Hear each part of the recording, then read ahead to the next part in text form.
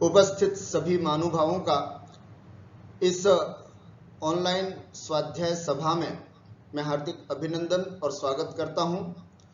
साथ ही अष्टांगिका महापर्व चल रहा है। इस पर्व की आप सबको ढेर सारी शुभकामनाएं देता हूं।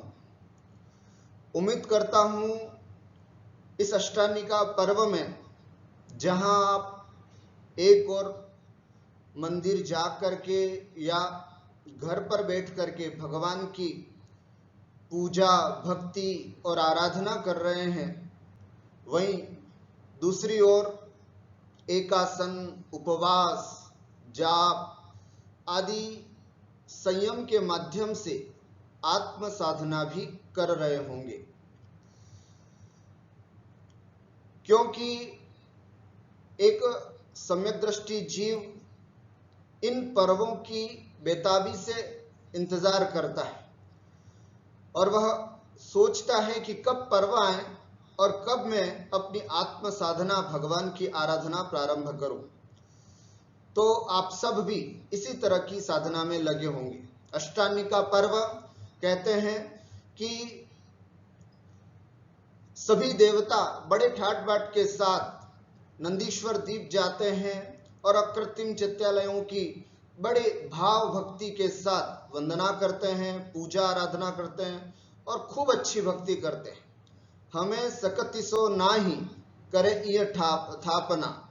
अब हमारी शक्ति तो वहां नहीं है नंदीश्वर दीप जाने की, तो हम अपने मंदिर जी में ही ठाट बाट से पूजा भक्ति करते हैं। लेकिन इस कोरोना काल में मंदिर जाने की भी शक्ति नहीं है, तो हम कहते हैं घर पर ही कोई दिक्कत नहीं, घर पर रहें, सुरक्षित रहें, घर पर ही बैठ करके हम बहुत अच्छे से भक्ति पूजा आराधना करें और सुरक्षित रहें। जीवन सबसे बड़ा अनमोल है, इसको और मनुष्य भव मिला है, तो इसको जितना अधिक जिया जाए संयम के साथ, धर्म के साथ, उतना अच्छा है। इसलिए हम इस अष्टांगिका पर्व की घर बैठ करके ही, और चातुर्मास चल रहा है वैसे भी, जितना हो बाहर कम निकलें। बाहर जीव हिंसा भी बहुत होती है इधर उधर शाम को आने जाने से, तो जितना हो उतना कम बाहर निकल करके घर में बैठ करके ही हम अपनी भक्ति पूजा और आराधना करें। एक सम्यक दृष्टि जीव होता है, एक सम्यक ज्ञानी जीव होता है, कहते हैं वो पाप भीरु होता है। कहा गया शास्त्रों में पाप भीरु भवेत् ज्ञानी, अर्थात पापों से डरने वाला होता है एक सम्यक दृष्टि जीव। सम्यक दृष्टि जीव 7 भयों से रहित होता है। उसको न मरण का भय होता है, न शरीर का भय होता है, न राक्षसों का भय होता है, न एकांत का भय होता है। कोई किसी प्रकार का डर नहीं लगता है। अकेला जंगल में भी चला जाएगा तो शेर से नहीं डरता है, मरने से नहीं डरता है, कई प्रकार की बात। लेकिन पाप भीरु भवेत् ज्ञानी, लेकिन पापों से वो बहुत डरता है। वह कोशिश करता है कि दिन भर में मेरे द्वारा ऐसा कोई भी काम न हो जो पाप की श्रेणी में हो, पाप नहीं हो। इसलिए हमारे यहाँ पर जो भी ज्ञानी की संज्ञा जिनको दी गई है, जो हमारे मुनिराज होते हैं, 5 पापों को त्याग करके महाव्रती बने। उनसे छोटे कम ज्ञानी होते हैं, वे व्रती होते हैं, जो कम से कम 5 पापों का संपूर्ण रूप से नहीं तो एक देश रूप से भी त्याग करके, है ना, अणुव्रती बन करके, व्रती बन करके अपनी साधना करते हैं। ऐसे होते हैं ज्ञानी। हम भी उसी श्रेणी में आगे बढ़ रहे हैं और कोशिश कर रहे हैं कि श्रावक होते हुए, घर गृहस्थी संभालते हुए भी ऐसा क्या काम करें जिससे कि हम इन पापों से बच सके। मैं अपना घर नहीं छोड़ना चाहता, मैं अपने परिवार का पालन पोषण भी करना चाहता हूं, मैं अपनी नौकरी व्यापार आदि भी करना चाहता हूं, लेकिन ऐसा कोई उपाय हो जिससे कि मैं भी पापों से बच सकूं या कम से कम पाप करूं। कुछ इसी बातों पर चर्चा करने के लिए हमारा यह स्वाध्याय हो रहा है। आज का विषय जैन धर्म के अनुसार पाप की विवेचना। इसका एक भाग पिछले स्वाध्याय में हमने देखा था और उसमें हमने कुछ जाना था। आज हम इस टॉपिक, इस शीर्षक का दूसरा भाग लेकर के हम चर्चा कर रहे हैं। तो आज हम देखते हैं, पहले पुनः जो लोग जिन्होंने पहले नहीं देखा है या पिछली क्लास में नहीं जुड़ पाए थे, उनसे निवेदन करता हूं कि पिछली क्लास को भी बहुत अच्छे से देखें, समझें और जितना हो सके उतना पाप अपने जीवन से कम करें। आप सबको पुनः एक बार पाप क्या होता है, कितने होते हैं, इससे जोड़ करके अपने विषय पर आपको जोड़ने का प्रयास करता हूं। सबसे पहले पाप किसे कहते हैं? तो शास्त्रों में एक परिभाषा दी है, पाति रक्षति आत्मानं शुभात इति पापम। जो आत्मा को शुभ से रक्षित करता है, शुभ में जाने से रोकता है, शुभ नहीं करने देता, अशुभ में डालता है, खराब कामों में डालता है, ऐसी जो चीजें हैं उसे हम पाप कहते हैं। एक शब्द में अगर हम इसको जानना चाहें तो बुरे कार्यों को पाप कहते हैं। जिन कामों को करने से मेरी आत्मा अत्यंत दुखी होती हो, जिन कामों को करने से मेरा अपना परिवार परेशान होता हो, जिन कामों को करने से समाज में मुझे अपमान की दृष्टि से देखा जाता हो, जिन कामों को करने से कानून मुझे सजा देने के लिए तैयार होता हो, और जिन कामों को करने से मैं राष्ट्रद्रोही माना जाता हूं, ऐसे तमाम बुरे कार्य, गंदे काम, इन सब को हम पाप कहते हैं।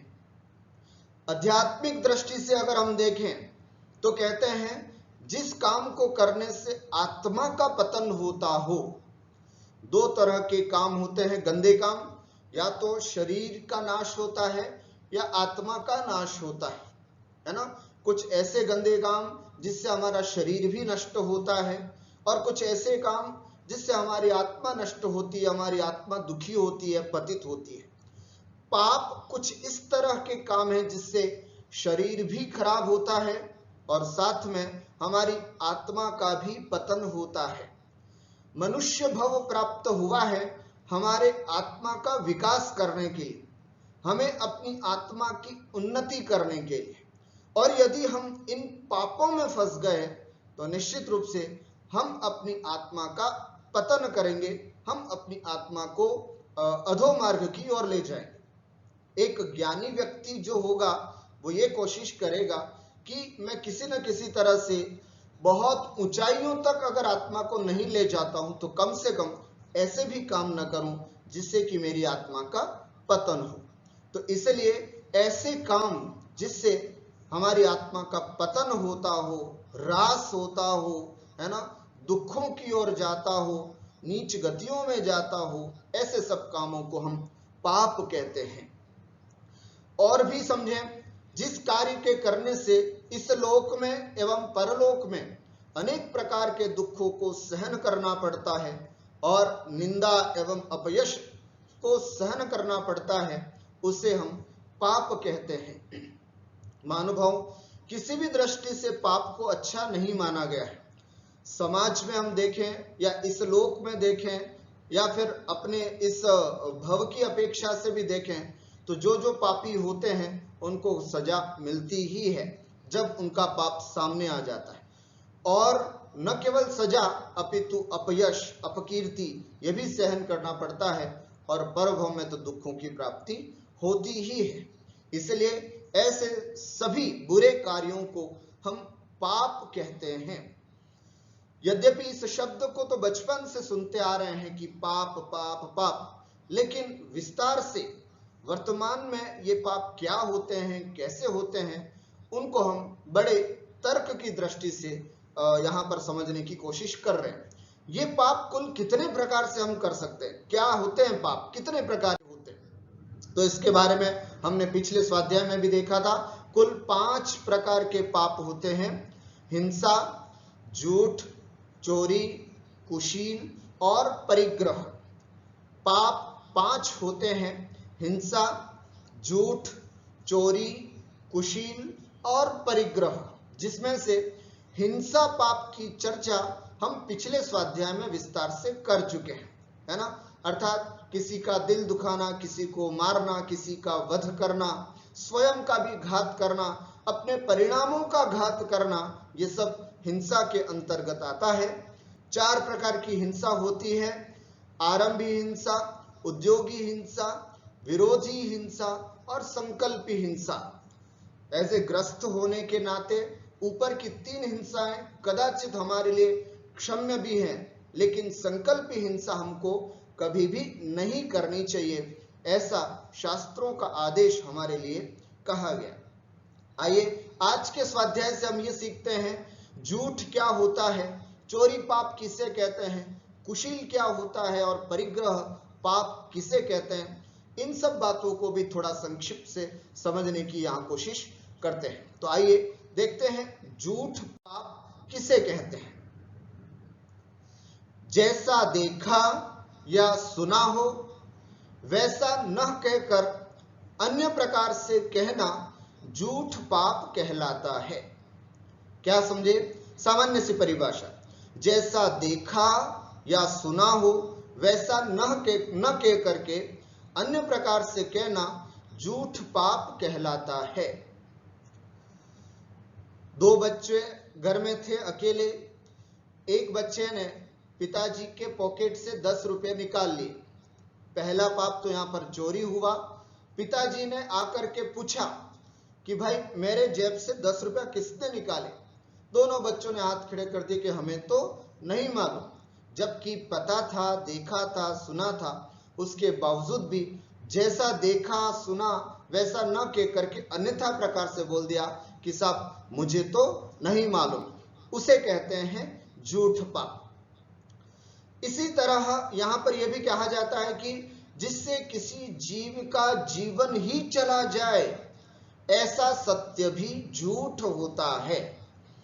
माना कि हमको सत्य बोलना चाहिए, लेकिन ऐसा भी सत्य बोलने के लिए शास्त्र नहीं कहता है कि जिस सत्य को बोलने से किसी के प्राण चले जाएं, है ना, किसी के प्राण चले जाएं, ऐसा कठोर, है ना, ऐसा सत्य भी हमको नहीं बोलना चाहिए, क्योंकि शास्त्रों में ऐसे सत्य को भी झूठ की कैटेगरी में डाला है।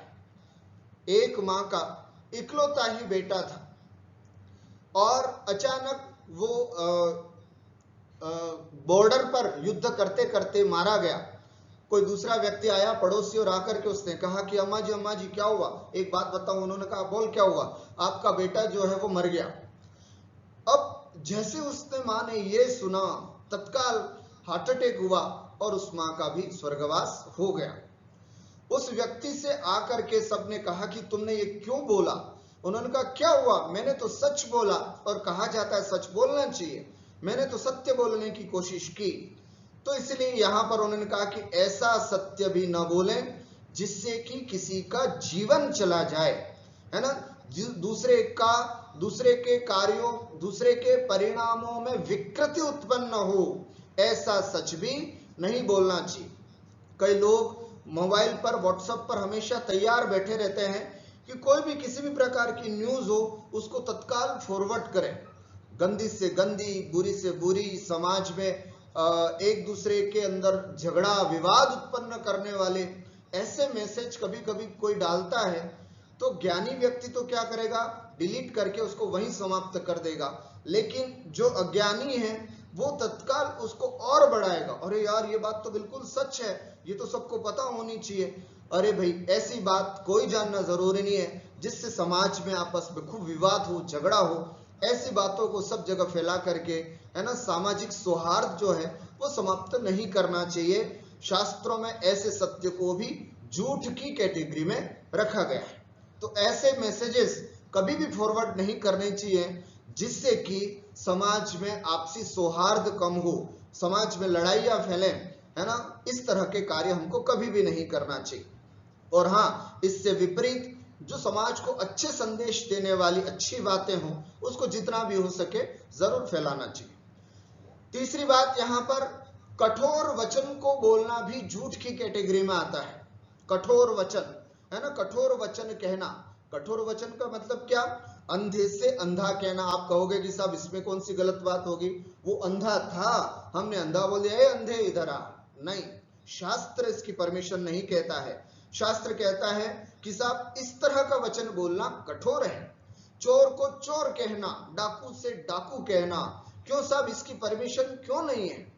जब हम इसकी गहराई तक पहुंचते हैं तो कहते हैं कि चोर डाकू ये कोई हमेशा स्थायी रहने वाली पर्याय नहीं है।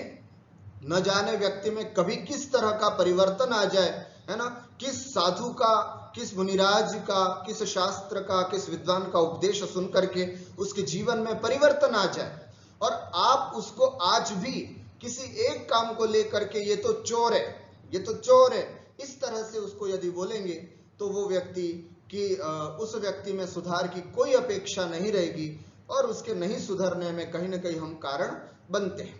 तो ऐसा कठोर वचन भी साक्षात चोर ही क्यों ना हो, लेकिन कभी भी हमें चोर को चोर, डाकू को डाकू, है ना, गंदे दुष्ट राक्षस प्रवृत्ति के लोगों को इस तरह के वचन भी नहीं बोलना चाहिए। ऐसा बोलते हैं तो वो भी कहीं ना कहीं झूठ की कैटेगरी में आता है। अपशब्द जैसे गाली गलौज करना, शब्दों का दुरुपयोग करना भी झूठ है। कई लोगों की आदत होती है बात बात में खूब गाली गलौज करते हैं, है ना, खूब बीच बीच में अपशब्दों का प्रयोग करते हैं। शब्द बड़े बहुत कहते हैं कि बहुत बहुत पुण्य से प्राप्त होते हैं, बड़ी दुर्लभता से हमको ये शब्द प्राप्त हुए हैं। ऐसे शब्दों का यदि हम दुरुपयोग करते हैं, गलत वचन बोलते हैं, है ना, अपशब्द का प्रयोग करते हैं, तो ये भी झूठ के अंतर्गत आता है। अब हम ये विचार करते हैं कि ये झूठ क्यों बोलते हैं लोग, आखिर ऐसी क्या समस्या होती है जिसके कारण व्यक्ति झूठ बोलने के लिए प्रवृत्त होता है। तो एक सामान्य सा कारण मुझे जो समझ में आता है, क्रोध, मान, माया, लोभ के कारण व्यक्ति झूठ बोलता है। मां ने बच्चे की पेंसिल या पेन कहीं रखी है और उनको पता है, या पिताजी ने बच्चे की पुस्तक या बैग कहाँ होता है वो पापा को पता है, उन्होंने रखा है। अब बच्चा जैसे ही आता है और पूछता है कि मम्मा मेरी पेंसिल कहाँ रखी, अथवा पिताजी से पूछता है कि पापा मेरा बैग कहाँ रखा है, और मम्मा का या पापा का उस समय क्रोध रूप परिणाम होते हैं, तो वो तत्काल बोलते थे कि जा मुझे नहीं मालूम, कहीं और जा करके पूछ, मुझे नहीं मालूम, कहीं और जाके पूछ। ये जो मुझे नहीं मालूम, यद्यपि उन्होंने ही रखा है, सब कुछ पता है, लेकिन झूठ बोल दिया। इस झूठ बोलने में कारण क्या हुआ? क्रोध, है ना, एक अंदर भरा हुआ क्रोध होता है कई बार कई लोगों के अंदर, तो वो सत्य को सत्य नहीं बल्कि झूठ के रूप में परिवर्तित करते हैं। कई बार मान कषाय होती है, वो भी झूठ बोलने के लिए प्रवृत्त करती है। कई बार हम महाराज जी के सामने आहार देने के लिए जाते हैं और महाराज जी पूछते हैं कि साहब क्या बात है, आहार, इशारे से पूछते हैं आपके रात्रि भोजन का त्याग, और इतने 30-40 लोग आसपास खड़े हैं, समाज के प्रतिष्ठित व्यक्ति हैं हम, है ना, और अगर हम ये बोलते हैं कि साहब नहीं मेरी तो रात्रि भोजन का त्याग नहीं है, हमें तो प्याज लहसुन का त्याग नहीं है, अगर सबके सामने बोलेंगे तो कहीं ना कहीं हमारे मान को ठेस लगेगी। वह व्यक्ति झूठ बोलता है वहां पर और कहता है कि हाँ सब हमारे तो रात्रि भोजन और सब त्याग, महाराज जी आप तो आहार ले लो। मान कषाई की वजह से वह व्यक्ति झूठ बोला, अर्थात कहीं लोग क्या कहेंगे इस बात को अपना स्टेटस अच्छा बनाने के लिए, है ना, अपने आप को बहुत बड़ा दिखाने के लिए व्यक्ति कई बार झूठ बोला करते हैं। उनके पास जो चीज नहीं होती है उसको भी वो बताने की कोशिश करते हैं, ये झूठ कहलाता है। झूठी शानो शौकत में जी करके, यद्यपि वे इतने धनी नहीं होते हैं लेकिन सबके अनुसार अपना जीवन जीते हैं, वो झूठा जीवन जीते हैं। ये झूठ बोलने का या झूठा व्यवहार करने का सबसे बड़ा कारण एक मान भी होता है।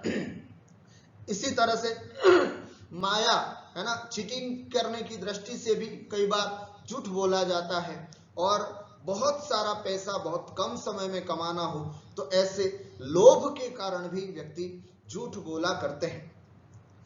पक्षपात के कारण भी झूठ बोलते हैं। कभी कभी किसी के प्रति हमारा अधिक स्नेह होता है, अधिक राग होता है, तो भी हम कई बार झूठ बोल दिया करते हैं। पर्युषण पर्व में कई बार प्रतियोगिताएं करते हैं, करवाते हैं, देखते हैं, तो कई बार रिजल्ट को लेकर के कई समस्याएं खड़ी हो जाती हैं और उसके पीछे जजेस का अपने आसपास के रिलेटिव्स या कोई नियरेस्ट होने के कारण देखा जाता है। तो ये पक्षपात होता है। पक्षपात होने की वजह से भी कई बार व्यक्ति झूठ बोल दिया करते हैं और उसमें जो एक अच्छी योग्यता होती है, जिसको अवसर मिलना चाहिए, वो अवसर नहीं मिलता है। शास्त्रों में एक बहुत प्रसिद्ध कथानक है, वच झूठ सेती नरक पहुंचा, सुरग में नारद भया, है ना। तो ये जो कहानी है कि एक वसु नाम का राजा था, वो झूठ बोला, अपनी गुरु माता के प्रति उनका आदर भाव कहो, स्नेह कहो, उनके प्रति अनुराग कहो, या उनको कमिटमेंट कर दिया है, इसलिए राजा के सामने दूसरे दिन जैसे केस आया, अजैर्यष्टव्यम, इस शब्द का अर्थ क्या होगा? अजैर्यष्टव्यम, इस शब्द का अर्थ क्या होगा?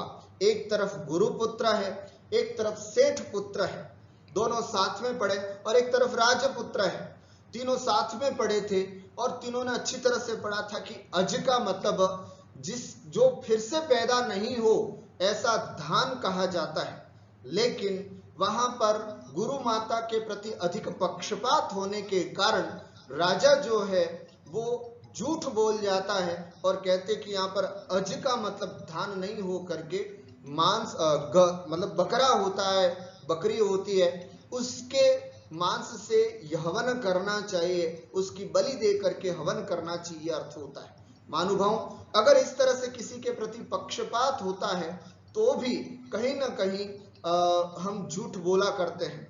और ये छोटा मोटा झूठ नहीं था, ये इस तरह का झूठ था कि जिसके बाद न जाने कितने बकरों की, कितने जीवों की आज तक भी वो बकरों की बलि दी जाती है।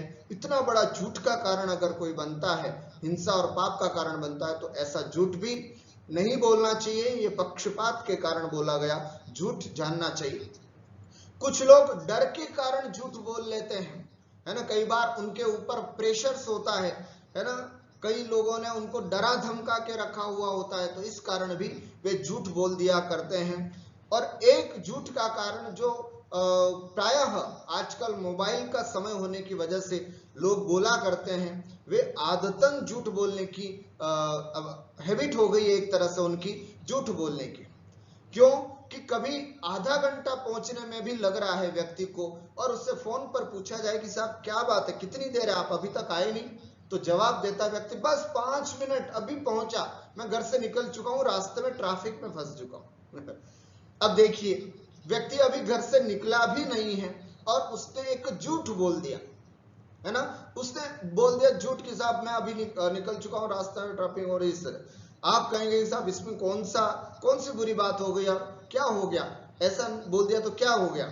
लेकिन नहीं महानुभाव, जो गलत है वो गलत है, ये झूठ है। सामने वाला व्यक्ति 5 मिनट होते ही फिर से आपका इंतजार करेगा और फिर उसके परिणाम फिर खराब होंगे। क्या बात है, अभी तक नहीं आया, अभी तक नहीं आया, अभी तक नहीं आया। तो बहुत अच्छा होता है कि आप साफ बोल देते कि मैं घर में इस कारण से अटक गया, मुझे पहुंचने में ठीक 35 मिनट लगेंगे या 30 मिनट लगेंगे, मैं वहां पर पहुंच जाऊंगा। सच बोल लेते साहब, क्या हो जाता।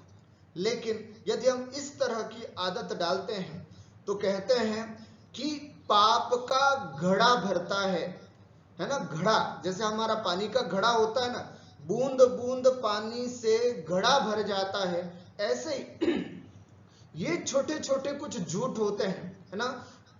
इस तरह के झूठ बोलने से दिन में ऐसे कितनी बार हम मोबाइल के द्वारा झूठ बोल लेते हैं, बस अभी पहुंचा, बस मैंने अभी ये काम कर ही दिया, बस अभी लेकर के आया, और अभी बहुत देर पहुंचते हैं। तो ऐसे झूठ भी नहीं बोलना चाहिए। ऐसे झूठ बोलते हैं तो कहीं ना कहीं हमारे पापों में वृद्धि होती है और धीरे धीरे करके वो पाप बढ़ करके, कहते हैं ना कि पाप का घड़ा एक दिन फूटता है। कई लोग कहते हैं साहब हम इतने खराब परिणाम नहीं होते, हम कभी भी ऐसा कुछ गलत काम नहीं करते, फिर भी हमारे साथ बुरा क्यों होता है। ऐसे कुछ छोटे छोटे पाप हमारे द्वारा होते हैं जो कभी ना कभी फूटते हैं, तो उसका खराब फल हमको प्राप्त होता है। तो ये आदतन जो हमारे बोलने की आदत है झूठ, उसको भी हमें कम करना चाहिए, बिल्कुल समाप्त कर देना चाहिए। झूठ कितने प्रकार का होता है? मुख्य रूप से 2 प्रकार का होता है। एक सूक्ष्म झूठ और एक स्थूल झूठ, पूर्णतः यथार्थ नहीं होना, है ना, 100% जो सत्य नहीं होता है उसको हम, है ना, जो सत्य नहीं होता उसको सूक्ष्म झूठ कहते हैं। फॉर एग्जाम्पल 99% बात सत्य है लेकिन 1% गलत है, सूक्ष्म झूठ। 98% बात सत्य लेकिन 2% बात गलत हो गई, तो ये सूक्ष्म झूठ कहलाता है। ऐसे झूठ से भी हमारे मुनिराज जो होते हैं वे दूर होते हैं, वे कभी भी इस तरह का पाप नहीं करते कि ऐसा भी झूठ बोलने में आए। उसके अलावा स्थूल झूठ, स्थूल झूठ का मतलब होता है मोटा मोटा पाप, आंशिक यथार्थ नहीं होना। आंशिक यथार्थ, वो पूर्ण यथार्थ नहीं होना और ये आंशिक यथार्थ सत्य नहीं होना, इसको हम स्थूल झूठ कहते हैं।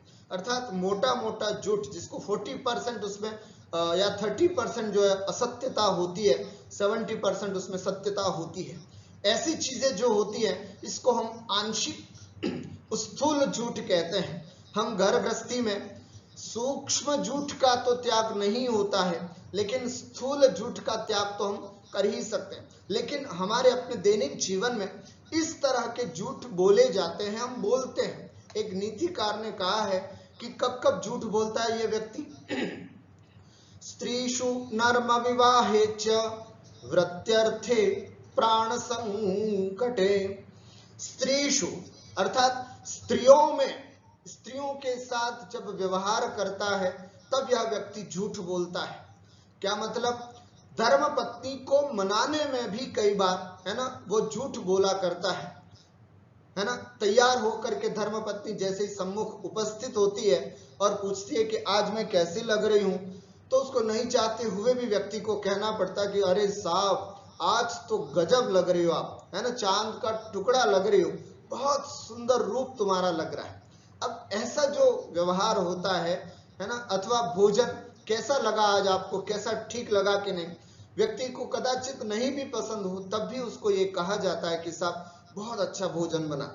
मैं ये नहीं कहता कि ऐसा नहीं बोलना चाहिए, एक अच्छा गृहस्थ जीवन चलाने के लिए बोला भी जा सकता है ना। इसलिए मैंने कहा कि गृहस्थों के स्थूल झूठ का त्याग नहीं होता है, सूक्ष्म झूठ का तो त्याग उसको करना ही चाहिए। तो इस तरह के आपस में पति पत्नी के व्यवहार को बनाए रखने के लिए इस तरह के छोटे मोटे झूठ बोले जाते हैं। या फिर ऐसा भी समझे कि माता बहनें जो घर में होती हैं कई बार आटा कम पड़ गया, है ना, अभी 3 दिन आटा चलेगा, लेकिन ये कहा जाता है कि साहब घर में बिल्कुल आटा नहीं है, अगर कल सुबह आटा नहीं आएगा ना तो रोटी नहीं मिलेगी किसी को। पता चला 3 दिन आराम से रोटी बन सकती है, चल सकती है, इतना आटा घर में है, आप जल्दी से आटा लेकर के आए। तो ऐसा जो बोला जाता है स्त्रियों के द्वारा, माता बहनों के द्वारा, वो भी स्थूल झूठ के अंतर्गत आता है। इसके पीछे कोई कषाय भाव नहीं होती है, घर का मैनेजमेंट होता है। तो इस तरह से धर्म पत्नी के आदि के विषय में नर्म विवाह अर्थात विवाह आदि के कार्यों में भी स्थूल झूठ जो है वो बोला जाता है। जैसे कि जब कभी बेटी का विवाह या बेटे का विवाह नहीं होता है तो माता पिता या रिश्तेदार जो हैं वो थोड़ा बहुत और बढ़ा चढ़ा करके बोलते हैं कि हमारा बेटा तो ऐसा है, हमारी बेटी तो ऐसी है, आप एक बार बस इसको अपने घर की लक्ष्मी बना दीजिएगा, फिर देखो कितना आनंद आएगा। वो कहीं ना कहीं अपने बच्चे या बच्ची के विवाह करने में भी माता पिता ऐसा आंशिक झूठ बोल दिया करते हैं। यद्यपि पूरी सच्चाई नहीं होती है, थोड़ा बहुत उसमें झूठ होता है, लेकिन फिर भी क्षम्य है एक गृहस्थ के लिए।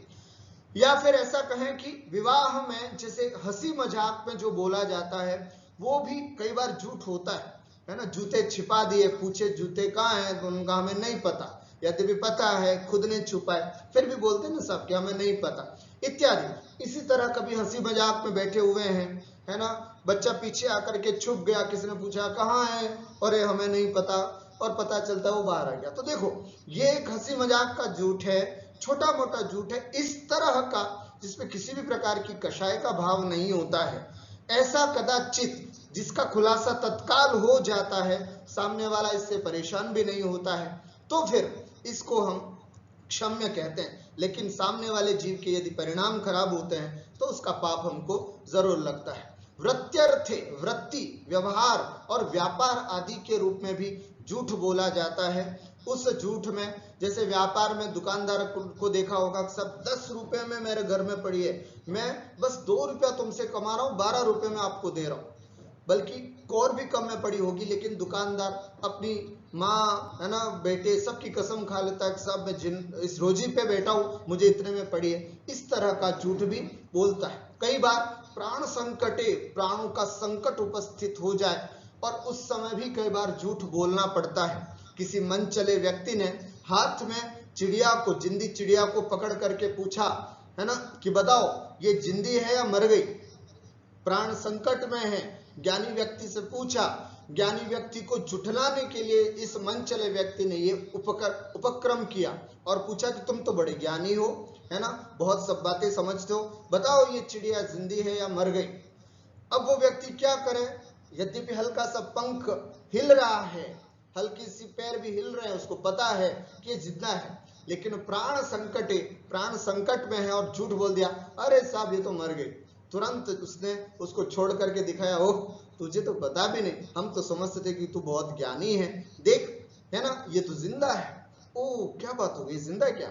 पर वो ज्ञानी व्यक्ति मनी मन खुश होता है कि मेरा इतना सा झूठ बोलने पर भी यदि इसके प्राण बच गए तो मुझे खुशी ही है। महानुभाव, इसी तरह के जब किसी के संकट में, मान लीजिए कोई बहुत बीमार है, उसको बहुत बड़ी बीमारी लग गई, कैंसर आदि की बीमारी हो गई, है ना, ऐसी स्थिति में यदि वो पूछे कि साहब आपकी क्या स्थिति है, तो हम उसको कहते हैं कि नहीं साहब कोई बीमारी नहीं, आपको किसी तरह का कोई प्रॉब्लम नहीं है, आप बिल्कुल स्वस्थ हैं, बहुत जल्दी आप ठीक हो जाएंगे। इस तरह से बोल बोल करके हम यदि उसको ठीक करते हैं, मोटिवेट करते हैं, तो ये झूठ भी कदाचित हमारे लिए क्षम्य है, कोई दिक्कत नहीं। लेकिन कई लोग आते हैं और उसको कहते हैं कि नहीं साहब, और तुम्हें तो ये बीमारी लग गई और बहुत कम लोग जीते हैं, ऐसे तो सब मरने वाले, ऐसा सत्य बोलते हैं जिससे कि मानसिक से पीड़ित हो जाता है। तो महानुभाव, जब कभी किसी के प्राण संकट में हो और आपको पता चले कि साहब ऐसा बोलेंगे तो कहीं ना कहीं इसकी मौत का कारण बन सकता है, तो ऐसा भी जो सत्य नहीं बोले, है ना, वो स्थूल झूठ के अंतर्गत आ जाता है। इस झूठ का फल क्या होता है हम सब जानते ही हैं, हमारा विश्वास टूटता है। सबसे पहले झूठे व्यक्ति पर कोई विश्वास नहीं करता, कुछ दिन शुरू में भले उस पर विश्वास करें, लेकिन धीरे धीरे पता चल जाता है ये तो झूठा है साहब, ये जो बोलता है इसकी बात का कौन विश्वास करता है। 1% हमें विश्वास नहीं होता है ना, समाज में या मित्रों में या रिश्तेदारों में उसका विश्वास टूट जाता है। सच सामने जब आता है तो अपमानित होना पड़ता है। जब वास्तविकता पता चलती है कि साहब हो ऐसी बात थी, तो उसको सबके सामने अपमानित होना पड़ता है। तो इसलिए ये झूठ नहीं बोलना चाहिए। झूठा व्यक्ति हमेशा संदेह के घेरे में रहता है। कोई भी व्यक्ति उस पर विश्वास नहीं करता, उसके भरोसे घर नहीं छोड़ता, उसके भरोसे दुकान नहीं छोड़ करके जाता, उसके भरोसे ऑफिस नहीं छोड़ा जाता है, उसके भरोसे पैसे नहीं रखे जा सकते। ये तभी रखा जा सकता है जब कोई व्यक्ति सच्चा हो। तो झूठा व्यक्ति अगर होगा तो हमेशा संदेह के घेरे में रहेगा, और संदेह हमेशा उसको संदेह, या फिर उसको हमेशा संदेह लगा रहेगा कि मेरा झूठ कहीं पकड़ा न जाए, मैं पकड़ में ना आ जाऊं, मैंने जो बात बोली है वो कोई पकड़ न ले। इस तरह की हमेशा संदेह उसको बना रहता है। एक झूठ बोलने को अथवा एक झूठ को छिपाने के लिए हजारों झूठ बोलने पड़ते हैं, ये सबसे बड़ी समस्या है। झूठ बोलने वाला व्यक्ति अपने एक झूठ को छिपाने के लिए फिर झूठ, फिर दूसरा झूठ, फिर तीसरा झूठ, इस तरह से झूठ पे झूठ बोलते हैं और बोलना पड़ता है। महानुभाव, ऐसा कुछ भी ना करो जिसमें आपको निरंतर झूठ पे झूठ बोलना पड़े। जितना हो सके उतनी कोशिश करें कि इन पापों से बचें। आपको अभी मोटे मोटे तौर पर दिखाई नहीं देता है ये पाप, लेकिन ये सब पाप एक साथ संग्रहित होकर के कहीं ना कहीं उदय में आता है और हमारे अपने जीवन को नरक बना देता है, और पर भव में नरक आदि के दुख मिलते हैं। इस भव में तो ये सब होता ही है ना, झूठ बोलने से ये सब समस्या होती है। और जब कदाचित आयुबंद हो गया झूठ बोलते बोलते, वो झूठ आपके अंदर दबा हुआ है और कदाचित आयुबंद हो गया, तो नियम से नरक आदि के दुख को प्राप्त होता है, नरक गति का बंध होता है। तो इसलिए ऐसा झूठ हमको नहीं बोलना चाहिए। इन पर्वों में, अष्टानिका पर्व चल रहे हैं, इन पर्वों में कोशिश करें कि जितना हो सके उतने इन पापों से बचें। अब चर्चा करता हूं मैं चोरी पाप की। चोरी किसे कहते हैं? एक सामान्य रूप से चोरी क्या होती है और वर्तमान में चोरी क्या होती है। अर्थात सामान्य रूप से जैसे किसी के घर पर रात को चोर जाते हैं, चोरी करके आ जाते हैं, ये चोरी तो बहुत सामान्य बात होगी। लेकिन हम सब भी कहीं ना कहीं चोर हैं। कैसे हैं? क्या ऐसा पाप हमसे हो रहा है? समझते, किसी की रखी हुई, गिरी हुई, भूली हुई अथवा नहीं दी हुई वस्तु को लेना, लेकर के दूसरों को दे देना चोरी कहलाती है। क्या मतलब? किसी की रखी हुई, मान लीजिए किसी व्यक्ति ने कोई सामान रखा है और बिना पूछे हमने उसको उठा लिया और अपने पास जेब में रख लिया, चोरी पाप। किसी व्यक्ति की कोई चीज गिर गई, है ना, मान लीजिए कोई व्यक्ति रास्ते में से जा रहा था और उसके सोने की कान की बाली गिर गई या किसी के चैन गिर गया, कुछ भी गिर गया, गिरी हुई वस्तु को आपने उठा लिया, पाप, चोरी पाप। हाँ, अगर आपको पता है कि ये उस व्यक्ति की, फलाना व्यक्ति की गिरी है और आप उसको सुरक्षित पहुंचा सकते हो, आपको उसका माध्यम मालूम है कि मंदिर में अनाउंसमेंट करा दूंगे तो शायद उस पर पहुंच जाएगा, पुलिस थाने में दूंगी तो शायद वहां तक पहुंच जाएगा, अगर आपको विश्वास है तो वो उठा करके वहां दे। लेकिन आप स्वयं उठा लें और फिर आप कहें कि साहब मैं इसको अपने यूज में लेता हूं, तो ये पाप है, चोरी पाप है। भूली हुई वस्तु, कोई व्यक्ति आपके घर पर आया है, आपके दुकान पर आया और अपना मोबाइल भूल गया, और जब उसने कहीं इधर उधर से पता किया और कैसे भी करके पूछा तो सब नहीं, आप तो यहाँ पर कुछ भी नहीं भूले, उसकी भूली हुई वस्तु को हमने यूज कर लिया, ये भी चोरी पाप के अंतर्गत आता है। किसी ने हमको कोई वस्तु दी नहीं है ना, उसके घर से उठा लेना, ले आना, है ना, और किसी दूसरे को दे देना, ये सब चोरी पाप के अंतर्गत आता है। और हम अपने दैनिक जीवन में, अपने व्यापारिक जीवन में हम किस तरह से चोरी करते हैं? जैसे कम तोलना चोरी है। अर्थात हम यदि किसी को कुछ सामान दे रहे हैं और इसमें से हमने अगर काटा कम किया तो ये भी एक बहुत बड़ा पाप होता है, चोरी पाप। कम वस्तु की, कम मूल्य की वस्तु को अधिक मूल्य में बेच देना, ये भी चोरी है ना। कोई कम मूल्य वाली वस्तु थी, बहुत कम वाली, उसको बहुत ज्यादा, कई बार कई बड़े बड़े सेठ लोग किया करते हैं, उसको स्टॉक में कर लेते हैं, संग्रहित कर लेते हैं, और जैसे भाव बढ़ते हैं उसके भाव बढ़ा दिए जाते हैं और फिर उसको बहुत महंगे दामों में उसको बेचा जाता है। ये सामाजिक अव्यवस्था फैलाने का कारण होता है। महानुभाव, एक अच्छा जैन होने के खातिर हमें ऐसा काम नहीं करना है। जो चीज जितने में है उतनों और एक वाजिब दाम से हमको बेचना चाहिए, ऐसा काम नहीं करना चाहिए। घटिया वस्तु को अच्छी वस्तु में मिला करके बेचना, है ना, जैसे मान लीजिए घटिया घी था, अच्छे घी में मिला करके बेचना, घटिया तेल था, उसको अच्छे तेल में मिला करके बेचना, इस तरह के कोई व्यापारी आदि कार्य करते हैं तो ये भी चोरी पाप के अंतर्गत आता है। किसी और की वस्तु को अपने नाम से बेचना, मान लीजिए किसी और की वस्तु है ना, उसका वो हटा करके हम अपना सिक्का लगा करके फिर वो बेचते हैं, तो वो भी कहीं ना कहीं चोरी पाप के अंतर्गत आता है। ऐसा काम भी हमको नहीं करना चाहिए। और भी देखिए बहुत सारे रहस्य हैं, आप सबको अच्छी तरह से समझना है कि हम कैसे चोर कहलाते हैं, है ना। बंटवारा होने से पहले सबसे छिपा करके अपनी अलग से सेविंग करना, यह भी चोरी पाप है। मान लीजिए किसी पिता के 3 पुत्र हैं, है ना, और उनमें आपस में सब में बंटवारा होना बाकी है, लेकिन जैसे बंटवारा नहीं हुआ उसके पहले सब लोगों ने अपना अपना धन छुपाना चालू कर दिया। कोई अपनी अलग से सेविंग कर रहा है, वो अलग से सेविंग कर रहा है, और जब बंटवारे के दिन सब बैठे तो उसने कहा नहीं साहब मेरे पास तो कुछ भी नहीं। इस तरह से माँ बाप से या परिवार से, भाइयों से अपना धन छुपा लेना, ये भी एक बहुत बड़ी चोरी पाप के अंतर्गत आता है, जो प्रायः परिवारों में होता है। बंटवारा बराबर नहीं करना, अधिक संपत्ति हड़प लेना, यह भी चोरी के अंतर्गत आता है। अगर परिवार में एक पिता है तो उसका ये दायित्व बनता है कि अपने सभी बच्चों के बराबर रूप से बंटवारा करें, और अगर वो बंटवारा नहीं करते हैं, एक बच्चे को ज्यादा, 2 को कम, 3 को ज्यादा, 2 को कम, इस तरह से अगर स्थितियां बनती हैं और एक व्यक्ति ज्यादा अपनी संपत्ति हड़प करके बैठ जाता है, तो ये भी चोरी पाप के अंतर्गत आता है महानुभाव, है ना। इन सब चीजों से भी अपने को बचना चाहिए। ये वो पाप है जो एक बार लगता है तो फिर हमेशा के लिए लग जाता है, जब तक कि उसका कोई समाधान निकल करके नहीं आता है। इसलिए ऐसे पापों से हमको बचना चाहिए। किसी की रखी हुई धरोहर को नहीं देना। मान लीजिए कि किसी ने आपके पास आपको विश्वास पात्र समझ करके आपको कुछ रुपये, पैसे, सोना, चांदी, जेवर आदि आपके घर पर रखा और आपको कहा कि साहब ये कुछ दिन में आपके पास रखता हूं, और कुछ समय हो जाने के बाद उसको भूल जाना। अरे साहब, हमें तो नहीं मालूम आपने कोई चीज रखी, कोई गवाह है क्या आपके पास? उस व्यक्ति ने कहा कि मैंने तो आप पर विश्वास करके ये कार्य किया था, अब मेरे पास तो कोई गवाह नहीं है। तो इस तरह से किसी व्यक्ति की कोई भी धरोहर रखी हुई वस्तु को भूल जाना, ये भी चोरी कहलाता है। इस पाप से भी बचना चाहिए। और भी जैसे परीक्षा में नकल करना चोरी है। बच्चे प्रायः कई बार एग्जाम्स देते हैं, है ना, अपनी स्कूल कॉलेजेस में ना, दूसरे को देखने की कोशिश करते हैं वो क्या लिखता है ना, अपनी पर्ची बना करके ले जाते हैं, कैसे क्या करते हैं। ये सब चोरी है।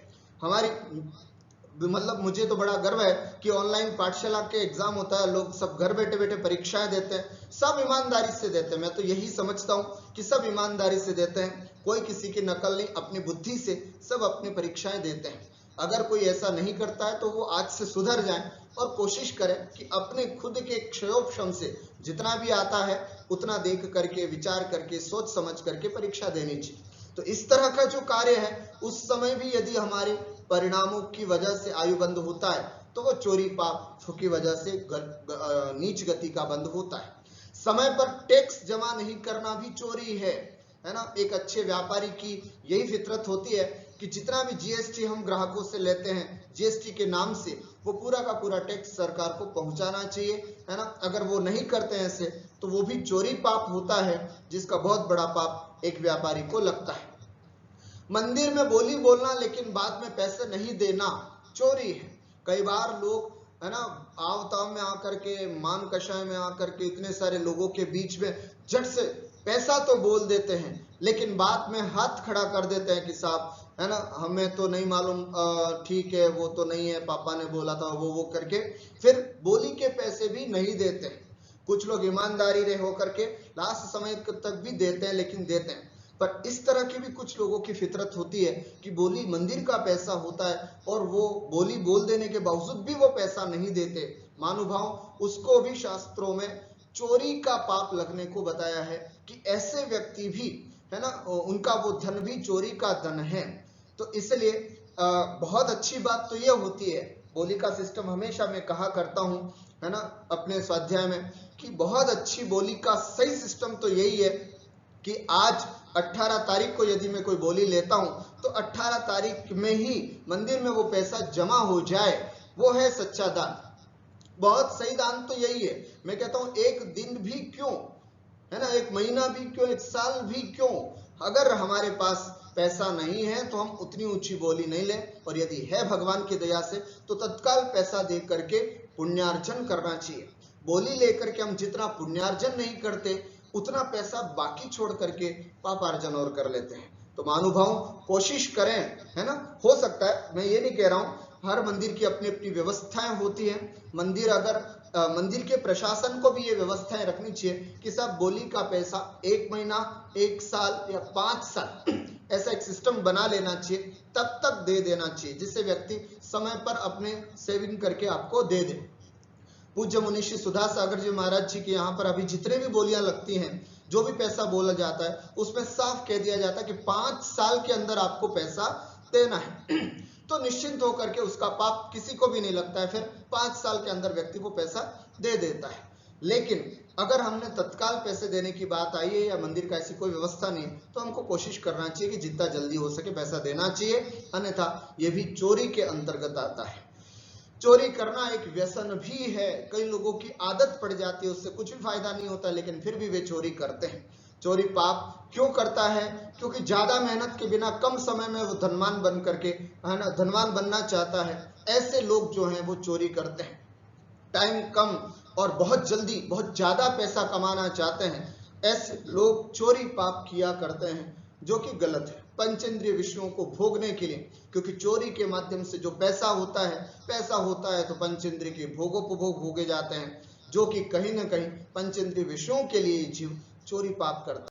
लेकिन इस चोरी का फल यदि हम देखते हैं तो ये भी बहुत बुरा होता है, हमेशा भयभीत होता है व्यक्ति। चोर व्यक्ति कभी पर कोई विश्वास नहीं करता है और परिवार, समाज, नगर में उसको अपमानित होना पड़ता है। चोरी पकड़े जाने पर कानून कई प्रकार की सजाएं भी देता है, जो कि बहुत बुरा होता है। नरक आदि के भयंकर दुख भी इस जीव को सहन करने पड़ते हैं। इसलिए महानुभाव, ये पाप भी बहुत बुरा है ना, ये चीज भी नहीं होनी चाहिए।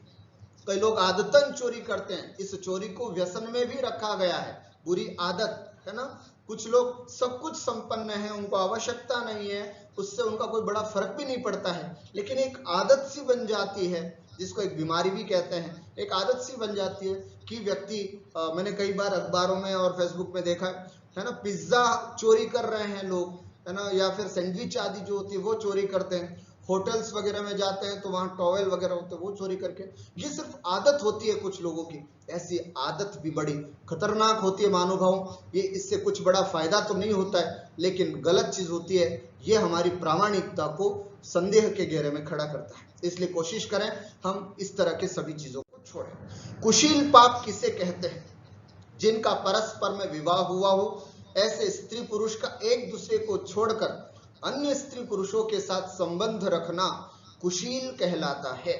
शील माने स्वभाव, अच्छा व्यवहार। कुत्सित शील, खराब व्यवहार को कुशील कहा जाता है। भारतीय संस्कृति में ये एक सबसे बड़ा आदर्श माना जाता है कि पति पत्नी का जब विवाह होता है तो वे पूरे जन्म तक, 7 जन्मों की बात तो मुझे नहीं मालूम, लेकिन उस भाव में उस पूरे समय तक वे दोनों एक दूसरे के साथ थोड़ा बहुत एडजस्टमेंट करके एक साथ रहते हैं, और रहना चाहिए। बहुत अच्छे से रहते हैं, बड़े प्रेम से रहते हैं। यही हमारी एक भारतीय संस्कृति है। लेकिन वर्तमान में टीवी सीरियल्स, है ना, या ऐसे बिगड़ते माहौल ने ये कुछ ऐसी गलत धारणाएं धीरे धीरे हमको परोसी जाती हैं टीवी आदि के माध्यम से, है ना। गलत रिश्ते, है ना, बनाते हुए देखे जाते हैं, और उन रिश्तों को देख करके हमारे मन में भी इस तरह के भाव आते कि कदाचित हम भी इस तरह के रिश्ते बनाएं, और इसकी वजह से स्त्री किन्हीं अन्य पुरुषों के साथ संबंध बनाने की, पुरुष अन्य किसी स्त्रियों के साथ संबंध बनाने की कोशिश करता है, जिसको धर्म कभी भी इजाजत नहीं देता है। महानुभाव, एक सबसे बड़ा पाप है। अपने जीवन में इस तरह का कलंक कभी भी मत लगने देना कि हमारा कभी किसी के साथ कोई संबंध हो। उसके अलावा कामवर्धक गंदे चित्र, गंदी मूवीज आदि देखना भी कुशील पाप की श्रेणी में आता है। कामवर्धक अश्लील साहित्य को पढ़ना भी कुशील पाप कहलाता है ना। ऐसे कुछ साहित्य पढ़ना जिससे कि हमें उस तरह की प्रवृत्ति बढ़े, ऐसी कुछ मित्रों के साथ रहना, ऐसे संगतियों को बनाना जिससे कि हमें इस तरह की बातें मिलने सीखने को, हमें उन सबको छोड़ करके अच्छी संगति करनी चाहिए। और ये कुशील पाप मन से भी होता है, वचनों से भी होता है, और काय से भी होता है। कई बार व्यक्ति काय से नहीं करता है, लेकिन मन से यह कुशील पाप बहुत करता है ना। कोशिश करना चाहिए। कई बार होता है ना कि यह हमारा बचपन का प्यार है ना। कई बार होता है ये हमारा बचपन का, व्यक्ति ने विवाह कर लिया अपनी पत्नी के साथ, वो रहने भी लग गया, बच्चे हो गए, बड़े हो गए, सब कुछ हो गया, लेकिन मन में कहीं ना कहीं उसको किसी स्त्री के प्रति या स्त्री को किसी पुरुष के प्रति वह प्यार रहता ही है, जो कि गलत कहा जाता है उसके बारे में, है ना। कहा जाता है कि इस तरह का विचार जैसे उसका विवाह होते ही सब कुछ छोड़ देना चाहिए। ऐसा मानसिक कुशील भी हमारे पास नहीं होना चाहिए। वाचिक कुशील किसी के मन में तो नहीं होता है, कोई काया से भी नहीं करता है, लेकिन बातें ऐसी गंदी किया करते हैं जो कि कुशील पाप के अंतर्गत होती है। तो ऐसी गंदी बातों को भी नहीं सुनना चाहिए, और न ही इस तरह की बातों का समर्थन करना चाहिए। ये भी कुशील पाप के अंतर्गत जानना चाहिए। और किसी से शारीरिक संबंध बनाना, ये तो काय से संबंधित जो कुशील पाप होता है, ये तो होता है। ऐसा कुशील पाप व्यक्ति क्यों करते हैं? चारित्र मोहनीय का तीव्र उदय होने से कुशील पाप रूप में प्रवृत्ति होती है। व्यक्ति 8 प्रकार के कर्म होते हैं, उनमें से एक मोहनीय कर्म होता है। दर्शन मोहनीय और चारित्र मोहनीय। दर्शन मोहनीय तो हमें सम्यक दर्शन नहीं होने देता, लेकिन चारित्र मोहनीय हमें चारित्र से भ्रष्ट करता है। तो वो चारित्र मोहनीय के उदय से व्यक्ति कुशील रूप पाप में प्रवृत्त होता है। मैं तो कहता हूं कर्मों को क्यों हम किसी को कहें, यदि हम चाहें तो अपने आप में बिल्कुल सेफ और सुरक्षित रह सकते हैं। कर्मों को जीतने का नाम ही तो मनुष्य भव है। भले ही कर्म कैसी भी प्रवृत्ति कराए, हमें अपने आप को अच्छी संगति में, अच्छे लोगों के संपर्क में रखना है, जिससे कि इस पाप से हम बच सकें। पंचेंद्रिय सुख को, विशेष करके स्पर्श इंद्रिय संबंधित सुख को प्राप्त करने के लिए व्यक्ति कुशील पाप करता है। क्षण भर का वो कुशील पाप होता है, क्षण भर का, लेकिन उसकी सजा उसको सालों साल भुगतनी पड़ती है। ऐसे इस कुशील पाप से हम सबको बचना चाहिए। इसका फल क्या होता है? इस लोक में सामाजिक बुराई होती है। कई बार मैंने देखा है कि जो व्यक्ति इस तरह के कैरेक्टर से लेस होता है, उसको कभी भी समाज में इज्जत नहीं मिलती। कोई भी व्यक्ति उनको सम्मान की दृष्टि से नहीं देखता है। जब भी उसका नाम आता है, अरे वो तो बहुत गंदा आदमी है, बहुत बुरा आदमी है, इस तरह का नाम उसको लिया जाता है ना। तो इसलिए कोशिश करें कि ऐसा कलंक हमारे जीवन में न लगे और हम अपने पति पत्नी के रूप में जो साथ में हैं, बहुत अच्छे व्यवहार से बना करके रहें। नरक गति में शास्त्रों में लिखा है कि जो कुशील पाप करते हैं, वो उनके साथ नरकों में, है ना, गरम गरम लोहे के पुतले होते हैं, उसके साथ उसको चिपकाया जाता है और बड़ी भयंकर यातनाएं दी जाती हैं। जो व्यक्ति जैसा पाप करता है, उसके अनुसार भी वहां सजाएं प्राप्त होती हैं। तो इसलिए जो लोग कुशील पाप करते हैं, शास्त्रों में लिखा है कि गरम गरम पुतलों के साथ उसको चिपका करके, खैर मैं इन सब बातों को तो विश्वास करता ही हूँ, लेकिन वर्तमान में भी देखा जाता है कि कुशील पाप से, है ना, हमारी शारीरिक नष्ट होता है, हमारा मानसिक विकृति होती है। बहुत सारे ऐसे विकार हैं जो इस कुशील के वजह से देखे जाते हैं। तो महानुभाव कोशिश करें कि हम इस पाप से भी बचें। अंतिम पाप जो है, मैं बस 5-7 मिनट में इसको बताना चाहूंगा। परिग्रह पाप होता है। परिग्रह पाप किसे कहते हैं? जमीन, मकान, पैसा, गाड़ियां, सोना, चांदी आदि वस्तुओं को अपनी आवश्यकता से अधिक रखना परिग्रह पाप कहलाता है। साईं इतना दीजिए जामे कुटुंब समाए, मैं भी भूखा ना रहूं साधु भूखा न जाए। हे प्रभु, मुझे इतना समर्थ बना दे कि मैं स्वयं भी अपने परिवार का अच्छे से पालन पोषण कर सकूं, और मेरे घर पर अगर कोई साधु आए तो मैं उनको भी अच्छे से आहार करा सकूं। बस इतना ही मुझे अपने पास परिग्रह रखना है। उससे ज्यादा जमीन, उससे ज्यादा मकान, उससे ज्यादा रुपया पैसा और गाड़ियां, सोना चांदी अगर रखते हैं तो वो सब परिग्रह की श्रेणी में आता है। कई व्यक्ति मैंने देखा है इतना परिग्रह संचित करते हैं कि उनकी दूसरी पीढ़ी, तीसरी पीढ़ी, चौथी पीढ़ी तक की भी व्यवस्था करके जाते हैं। महानुभावों, ऐसे कभी भी नहीं होना चाहिए। और अगर आज मेरी बात बेटे सुन रहे हैं तो उनसे भी यही कहना है कि पिताजी को साफ कह करके जाइए, या साफ बोल दीजिए कि पिताजी, हमें आपके पैसों की जरूरत नहीं है। पिता हमेशा उन बेटों के लिए पैसों की व्यवस्था करके जाते हैं जो बच्चे निकम्मे होते हैं। जिन बच्चों में पुरुषार्थ करने का सामर्थ्य नहीं होता है, उनके लिए पैसों की व्यवस्था करके जाने की जरूरत होती है। जिन बेटों में खुद का टैलेंट होता है, जिन बेटों में खुद का सामर्थ्य होता है, उनके लिए किसी भी तरह की इस प्रकार की परिग्रह जोड़ने की जरूरत नहीं है। अगर कोई माता पिता अपने पहली दूसरी पीढ़ी तीसरी पीढ़ी के लिए पैसा संचित करके रखते हैं, तो कहीं ना कहीं वो अपने बच्चों को बिगाड़ने की कोशिश करते हैं। कोशिश करें आप सब, आप अपना पैसा खुद दान करके जाएं। आप अपना पैसा खुद लिख करके जाएं कि साहब ये मेरा है और मैं इसको दान की राशि में घोषित करके जाता हूँ। महानुभाव, दुनिया में जितने भी बड़े बड़े खूब अरबपति जो देखे जाते हैं लिस्ट में, वे लोग अपनी संपत्ति का बहुत सारा दान करके भी जाते हैं। तो मैं आप सबसे भी यही कहता हूँ कि, है ना, हमें ये कोशिश करना चाहिए कि परिग्रह ठीक है, होना चाहिए, परिग्रह हमारी आवश्यकताओं के अनुसार हो, लेकिन इतना भी न हो कि जिसमें हम उसी में रमे रहें। आवश्यकता से अधिक वस्तुओं को प्राप्त करने की इच्छा, ये इच्छा भी परिग्रह पाप कहलाती है। कोई व्यक्ति है तो नहीं इतना बड़ा, लेकिन अंदर से उसकी डिजायर्स बहुत बड़ी हुई है। बस एक बार इच्छा है कि मेरे पास 5-6 मकान हो जाएं, बस एक बार मेरी इच्छा है कि मैं मर्सिडीज ले आऊं, बस मेरी एक इच्छा है कि मेरा ये हो जाओ, ये उसकी डिजायर्स भी जो है वो भी पाप कहलाती हैं, परिग्रह पाप। हम जब परिश्रम करेंगे, मेहनत करेंगे, उससे जो भी आता जाएगा ठीक है, लेकिन इस तरह के बार बार परिणाम करना ये भी कहीं ना कहीं परिग्रह पाप के अंतर्गत आता है। परिग्रह की एक परिभाषा और हमारे शास्त्रों में की गई है, मूर्छा परिग्रह, अर्थात इन जमीन, मकान, पैसा, रुपया, सोना, चांदी, इसके प्रति ममत्व भाव रखना भी परिग्रह कहलाता है। अटैचमेंट होना यह भी परिग्रह है। परिग्रह होने को तो बहुत सारा परिग्रह होता है कई लोगों के पास, लेकिन फिर भी वे सम्यक दृष्टि, सम्यक ज्ञानी कहे जाते हैं, क्योंकि उनका उसके प्रति अटैचमेंट नहीं होता है, उसके प्रति राग नहीं होता है। ये बहुत कम होता है कि सामान हो और उसके प्रति अटैचमेंट न हो, बहुत कम। लेकिन सम्यक दृष्टि जीव जो होता है वो इस तरह का व्यवहार करता है। कभी आगे अपन स्वाध्याय में पढ़ेंगे कि किस तरह से घर में रहकर के हम अपना सम्यक दृष्टि वाला जीवन जिए, वो अपन कभी आगे करेंगे। तो ये सब है उसके प्रति आकर्षण, अर्थात बच्चों के प्रति अत्यंत मोह, परिवार के प्रति अत्यंत मोह रखना, पैसों के प्रति अत्यंत मोह रखना, ये सब परिग्रह पाप कहलाता है। परिग्रह पाप क्यों करता है व्यक्ति? बहुत बड़ा पैसे वाले बनने के लिए, है ना, लखपति, करोड़पति, करोड़पति, अरबपति, अरबपति और मिलेनियर्स बनने की कोशिश करते हैं। इन सब को बनाने के लिए वो धीरे धीरे बहुत सारा परिग्रह संचित कर लेते हैं। पंचेंद्रिय संबंधी सुख प्राप्त करने के लिए ये सब परिग्रह पाप किए जाते हैं। इसका फल क्या होता है?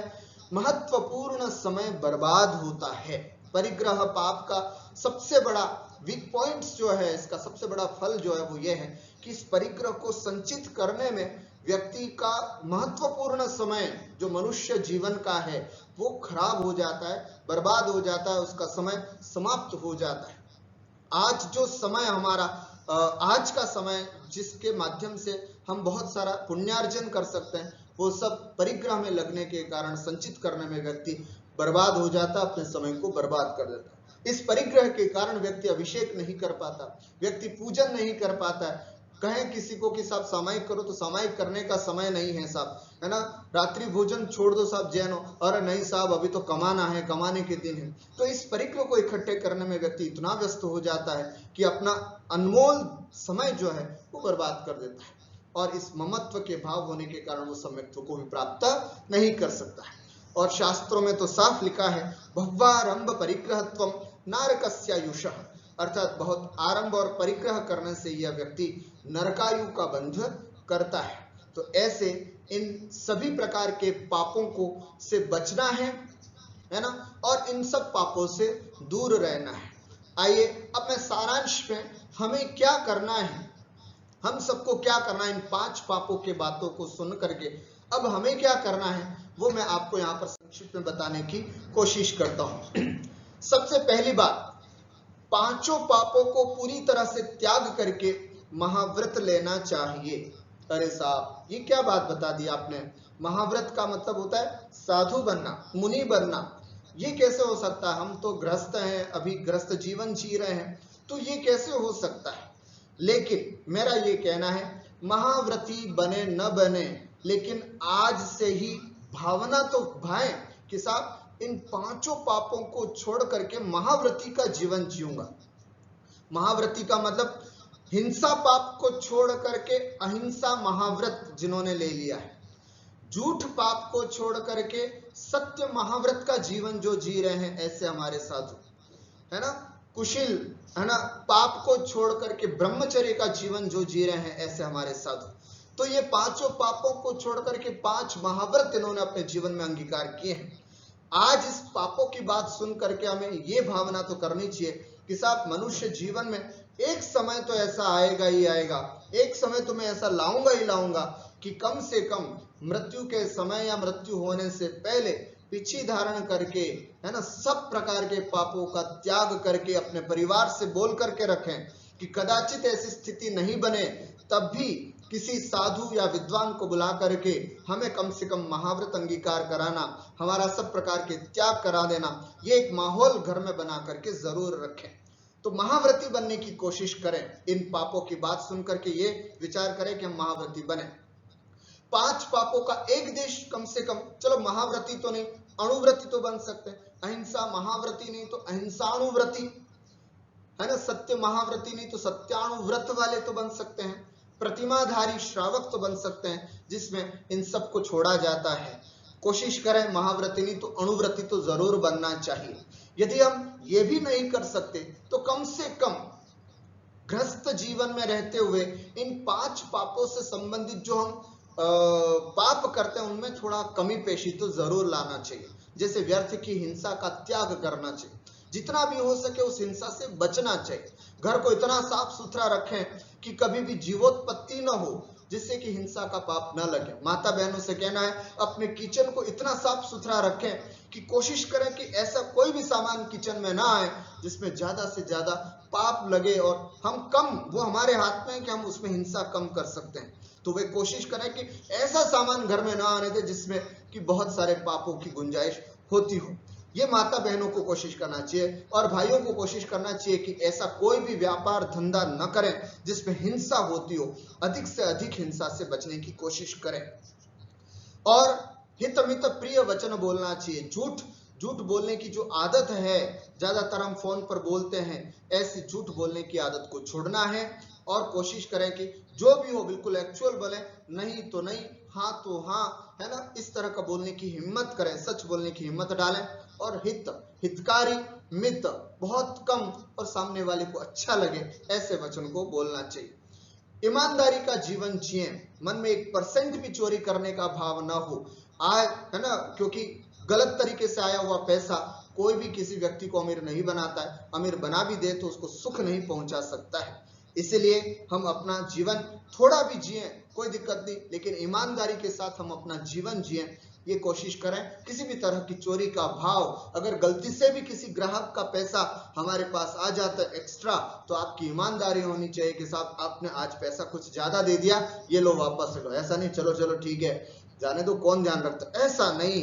हम जैन हैं, जैन होने के नाते हमारा जीवन बड़ा ईमानदारी का होना चाहिए। हम कोशिश करें कि अपना जीवन ईमानदारी से जिए। एक पत्नी व्रता अथवा पतिव्रता का शुद्ध जीवन जीना चाहिए। अपने जीवन में किसी भी प्रकार का कलंक न लगे।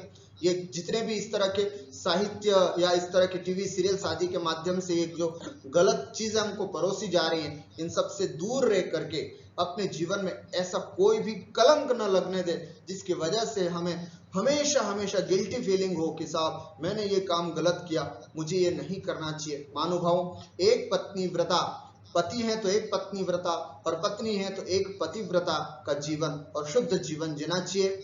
और मूर्छा भाव कम करके, परिग्रह पाप को कम करने के लिए क्या करें, मूर्छा भाव कम करके धीरे धीरे दान देते रहना चाहिए। दान देने की आदत डालना चाहिए। जितना भी दान दे, है ना, जो व्यक्ति जिसका ममत्व भाव कम होगा वही दान दे सकता है।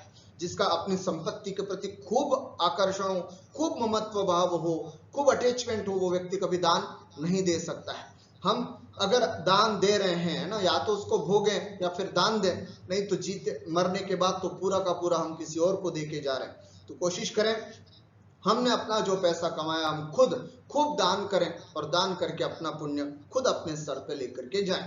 उसके अलावा दिन में एक बार सामायिक करके, कम से कम, है ना, सामायिक मैंने अपने को पहले भी चर्चा की थी आप सबसे, है ना, कि सामायिक कैसे करना चाहिए, क्या करना चाहिए। जिन महानुभावों ने वो नहीं देखी है वीडियो, वो जरूर देखें, और सामायिक की कला क्या होती है, किस तरह से की जाती है, वो जरूर करें। मैं यहाँ पर सामायिक की बात इसलिए कर रहा हूँ कि सामायिक के दौरान हम दिन भर के किए गए पापों को विचारते हैं कि आज मैंने उस व्यक्ति से झूठ बोला, मुझे नहीं बोलना चाहिए था। आज मेरे परिणाम चोरी के हुए वहां पर, ये नहीं होने चाहिए। आज पता नहीं उस स्त्री या उस पुरुष को देख करके मन में विकृत भाव आए, नहीं आने चाहिए। ऐसा हम सामायिक के दौरान विचारते हैं और भगवान से प्रार्थना करते हैं कि सब, अपन बोलते हैं ना आलोचना पाठ में, हिंसा पुण्य झूठ झूठ चोरी परवनिता सो दृग चोरी, है ना, बोलते ना हिंसा झूठ चोरी, इस तरह के जो भी पाप किए हो प्रभु मुझे क्षमा करें। तो हम ये सामायिक के माध्यम से यही तो कहते हैं कि प्रभु मैंने आज कोई हिंसा कर दी हो, आज मैंने ये कर दिया, मैं कोशिश करूंगा कि कल वो नहीं करूं, मैं कोशिश करूंगा कि कल मेरा अपना जीवन और अच्छा बनाऊं। इसलिए आप सबसे कहना है कि सामायिक में जरूर ये भाव लाएं और कोशिश करें कि मैं इन सबको पापों को कम करूं। और एक माला नमोकार मंत्र की जरूर जपें, जिससे कि हम उन तमाम प्रकार के पापों से निवृत्त हो सके। बस आज इतना ही, इसी मंगल भावना के साथ कि हम इस अष्टानिका पर्व में तो पापों को बिल्कुल नगण्य करें, कम करें, उसके अलावा भी इन पर्वों के अतिरिक्त भी हम ये कोशिश करें कि जितना हो सके अपने जीवन को पाप रहित बनाएं, पाप मुक्त बनाएं। पूरी तरह से पाप रहित तो नहीं बन सकते, लेकिन कोशिश करें कि जितनी कम हिंसा, जितना कम झूठ, जितनी कम चोरी या जितना कम कुशील और परिग्रह हम कर सकते हैं, उतना कम करके धीरे धीरे अणुव्रत और महाव्रतों की तरफ आगे बढ़ना चाहिए और अपने जीवन को मोक्ष मार्ग पर लगाना चाहिए। बोलिए द्वादशांग जिनवाणी माता की जय।